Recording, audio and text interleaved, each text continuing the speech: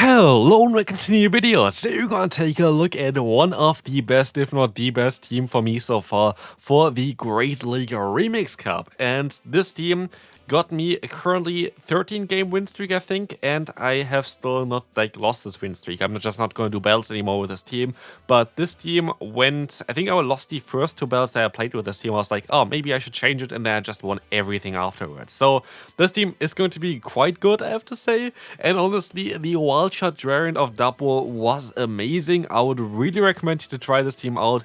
It was a lot of fun, and it's also quite easy to build, I guess. Like, you can also use the normal Glider if you want to. It doesn't really matter, to be fair, if you have the Shadow or the normal variant. But the team itself does make a lot of sense in different kind of variants as well. We're gonna talk a little bit about here as well why this team is so strong. But yeah, currently on a 13 game win streak. So yeah, very cool Pokemon. Like, very cool Pokemon, very cool team here, but also a very cool Pokemon in terms of the Dubwool, a Pokemon that basically nobody uses right now, and it's so strong because of Wild Charge. If you think about it, look at the meta right now. How many Mantines do you encounter every set? Basically, so many, it is crazy. And so you have an option to just one-shot them.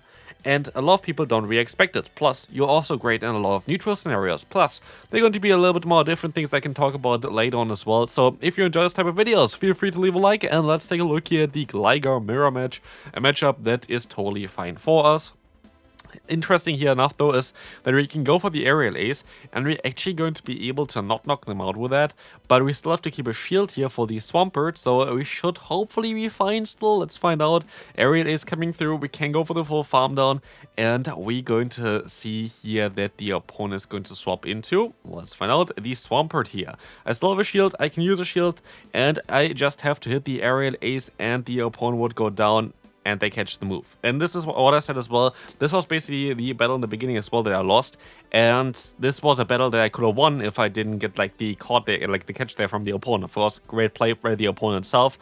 But it kind of showcases I could have been completely unbeaten most likely as well with the team if I played it a little bit better. So, moving on to the second opponent, we're going to have a Crocodile on the lead, a Pokemon that I see quite often nowadays.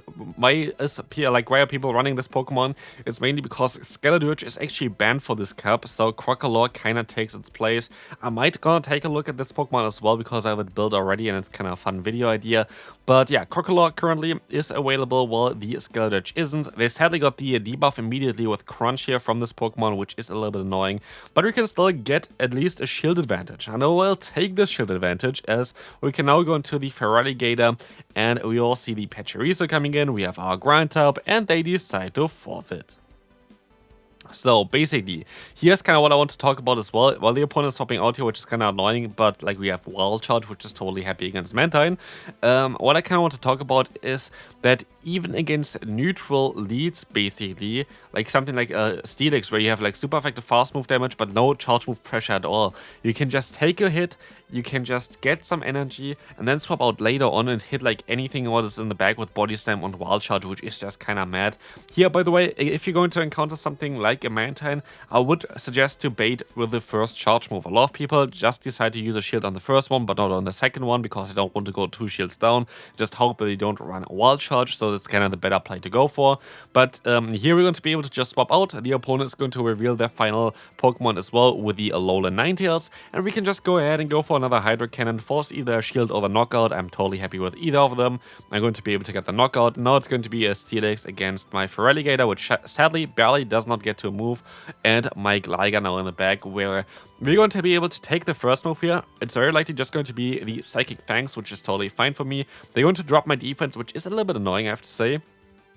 But at this point, we can try to catch the next charge move as well. We can go for a dig, and I'm fairly certain we're going to have enough bulk still left in order to just get to our next charge move here as well. It's going to be a little bit close. I decided to try to catch a move here, which did not work out.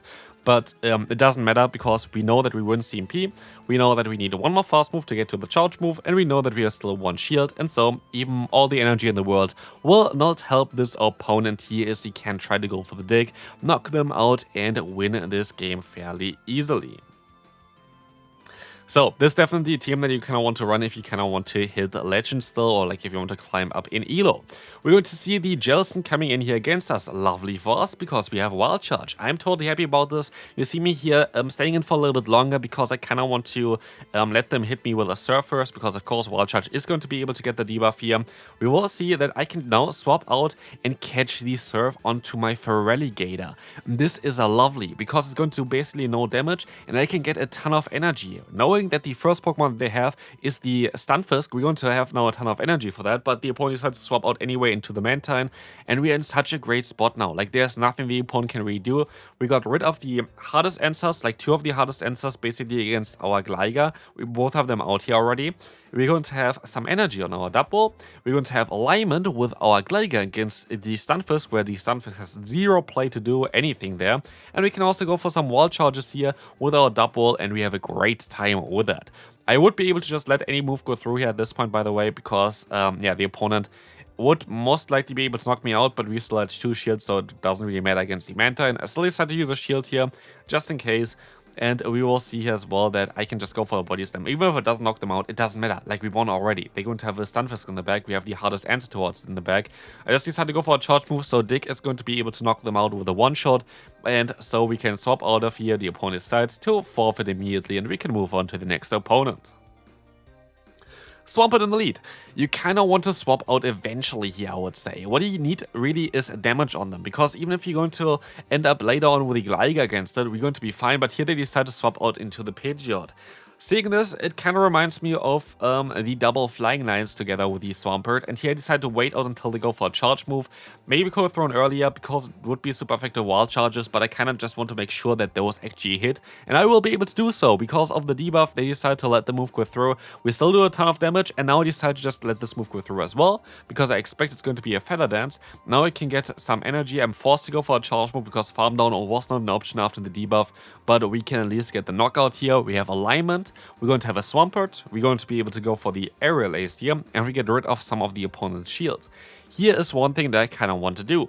I have a Body Slam start on my little sheep boy. So what we can do is we can just go ahead and go for another shield here, and I can get some extra energy. I can go for Aerial Aces. I can just basically try to keep my Gligar alive, because Gligar is quite important. And so you see me here swapping into my Dubwool, getting a Body Slam off, getting the final shield of the opponent, but they did not expect that I'm so fast at charging up all the energy that we can still reach another Body Slam and knock them out. And then comes the Noctowl in the bag, which is quite funny. I actually thought before I did this team here to go for the combination of Swampert and Noctowl, so it's fine to see it here against us, but as you're gonna see here, just Noctowl is not really as good anymore nowadays. Like, I made a video recently in the Open Great League. I feel like this Pokemon also has some play in this kind of meta, but it's just going to be not as ideal anymore. Maybe we would get Aerial Ace, would go back into the meta, but I don't think anybody wants it anyway. Next opponent, looks at the opponent's Pokemon here. We're going to have the Empoleon. We have great coverage for this Pokemon, but also you kind of want to use a shield here as the Shadow Hydro Cannon or Drill Peck. For whatever reason they went for Drill Peck here, would do a lot of damage. The cool thing here is you can go for a charge move against the Cresselia, and they might expect a payback, and so they decide to use a shield. We can go to our Gligar, which is going to be a Pokemon that's kind of weak against the Empoleon, depending on in which scenario you're in. If you have energy, you're great against it. If you don't have energy, you're getting completely destroyed. But here, we're gonna be able to hit hopefully a dig against the opponent's Cresselia. We are not gonna be able to do so because I decided to use a shield. But with this, I decided to use a shield as well onto the opponent's Grass Knot. I can go for another dig, which is just going to be able to do quite a lot of damage, and I just want to get them into a range where I might be able to farm them down with my own Feraligatr. They're shieldless, and I have also a charge move stored on my little sheep, and this means I am most likely going to be able to snipe the opponent's Empoleon basically if they want to come back into that one, but they decide to go into the Mandibuzz anyway, allowing me to reach another charge move. Aerial Ace is coming through. This is going to be able to get some damage onto them, and we can just go ahead and go for another Aerial Ace, which is going to even do more damage. And so now we're going to have them in range where most likely one Hydro Cannon is even enough to knock them out. I want to keep my Dubwool kind of healthy as we need them for the Empoleon. We can go for a charge move here. Look at the little cheap. It's going to be able to one-shot the opponent. And again, the opponent's coming back here with the Mandibuzz, going to allow us to take the Dark Pulse still, even though we're debuffed. We would have been able to reach another, what's called the Electric-type move there as well, the Wild Charge, but it is going to be fine. Boy Slam coming through, going to be a CMP tie no matter what, and so the opponent is going to go down. We can claim one set here as well, because we went an easy 5-0 with this team here. I actually got a Tapu Fini as well, which is kind of cool, so let's move on to the next opponent. We're going to have a Mandibuzz here again in the lead, and this is something that I just wanted to say as well. Like, this Pokemon is so great for most of the leads that you're going to encounter. The only lead that you don't really want to encounter is, I guess, something like a Steelix, which you can still get energy and then swap out into your Feraligatr as you have two answers in the back, or something like an Annihilape. Against Annihilape, you're going to have a Say-Sop of the Feraligatr, where I like the normal variant more than the Shadow variant in this meta, by the way. So I would recommend you to go for the normal Feraligatr over the Shadow variant. But yeah, you basically have a great Say-Sop there for this Pokemon with the Feraligatr, and a hard answer in the back here with the Gligar, which is just lovely. And so this team is basically perfect to be played. Here we're going to be able to just go ahead and take a Moonblast from the opponent. It's going to be an attack drop here as well. And as you're going to see, we're going to be able to still go for another charge move. This is going to be able to connect, knock them out. We have the attack drop though, which is kind of unfortunate. So I decided to swap out here onto my Dubwool, which is still going to have the coverage of the Wild Charge, which is kind of nice. They swap out into a Gallade. I wish I didn't go for the Wild Charge now, because as you're gonna see, they're of course having just Psycho Cut as a fast move, and so they would not be able to farm me down otherwise.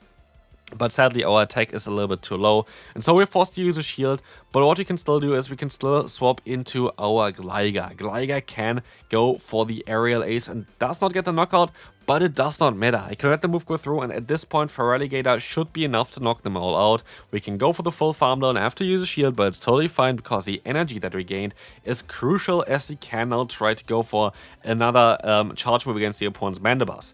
We are not going to go for the Ice Beam, because I'm fairly certain that one Ice Beam is not going to be enough to knock them out from this range, and we need to do 2 charge moves anyway, so it is better to just go for the Hydro Cannon. And now we need only one more fast move to sneak through. The opponent goes for an Aerial Ace here, which is not going to do enough damage, and so we can win this game. Next opponent, Annihilape in the lead. Look at this, it's like the worst possible lead that you can encounter, right? We will have also the Ferrothorn swapping in next. This is going to be worse for us as well. Here is one thing. If you're going to encounter a Ferrothorn and you would have the Shadow variant of the Feraligatr, you can easily win this in the 2-shield scenario, where the opponent has nothing they can do, just because Shadow Claw is doing a lot of damage, just because your charge moves are doing a lot of damage, and you just outspeed them. So if you have the Shadow variant of the Feraligatr, this matchup is a little bit better, because as you can see, by the health they're currently at, you would be able to already farm them down at this point. I'm forced to go for another charge move here, but as long as I can align myself, I'm kinda happy. And as you're gonna see, the opponent swaps back into the Annihilape, but it still allows us to go for another charge move here, which means they're most likely gonna go for the full farm down, and we're going to play it a little bit differently because of this. I don't want to get hit by a Shadow Ball, and so I decide to swap out into my Dubwool. I have a hard answer to the opponent in the back, but I'd rather get hit by a Night Slash here, and again by a Night Slash here, than getting hit by a Shadow Ball on my Gligar. And so I decide to swap out now, trying to reach for the Aerial Ace before they can go for the Shadow Ball, and I can do this. So, by Annihilate, we have energy on our Dubwool, we have still a full health Gligar, but they're going to have the Mantine in the back. But I'm fairly certain I'm just one fast move away of getting to a Wild Charge. So as long as the opponent does not get up to maybe a Water Pulse against me, which I don't even think going to knock me out, I think I'm going to be just fine. Also, we can get 2 Aerial Aces off, which gonna put them already into the Body Slam range, and so we're going to be fine here no matter what. Body Slam coming through, going to take the opponent out, and we can win this game after a hard lead loss.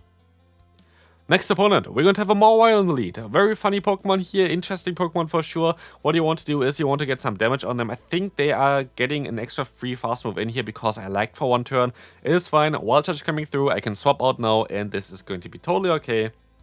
as the opponent goes down without doing anything.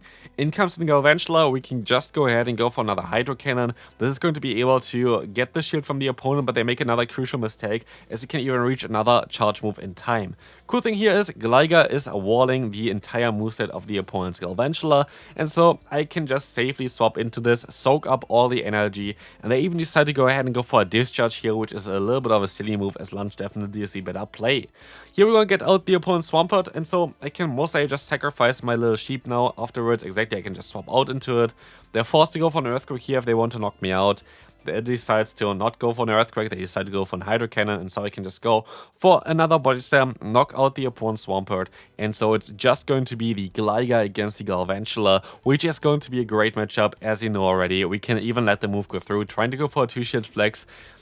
Are we actually gonna go for a 2-shield flex? Let's find out here. I think I would have been fine, but I rather just decide to go for the safe play and go for the full farm down. It is what it is. Let's move on to the next opponent. Final battle for today, Magnezone in the lead. It is a little bit tricky, but I think you're going to be able to win this in the 2-shield scenario. I was expecting though that the opponent is running Ice Punch on this Pokemon. The thing is, I made a video myself as well, I think, with the exact same team, I think, with then a Mantine in the back. But, yeah, basically with this team here as well, with Ice Punch on my Annihilate. So maybe it's also a viewer of mine, so if you are, shouts to you. But, yeah, it might be the exact same team that I showcased earlier this, yeah, time as well. Not too sure about it, but I feel like Ice Punch definitely helps out quite a bit on the Annihilate in this meta. Quite a lot of Glygars you saw as well there already. But here, they decided to go into their Magnezones. They might not actually have the Pokemon in the back that I expect. It could be also a Gligar, which is a good substitute, instead of basically the Mantine that I usually would use. But let's find out. I can use a shield here. This might be a Wild Charge. Wild Charge would do a ton of damage. And it's going to be a Mantine, so it is my team, and so we're going to be able to go for a Body Slam. Of course, like, other people can get this team as well, just a team that I showcased 3 times already this season. But as you're gonna see here, we're going to be able to just go for one Wild Charge afterwards, which is going to be able to knock them out for sure. And so, that's going to be it for this one. Hopefully you enjoyed it. If you did, feel free to leave a like, and I'll see you then. Bye bye.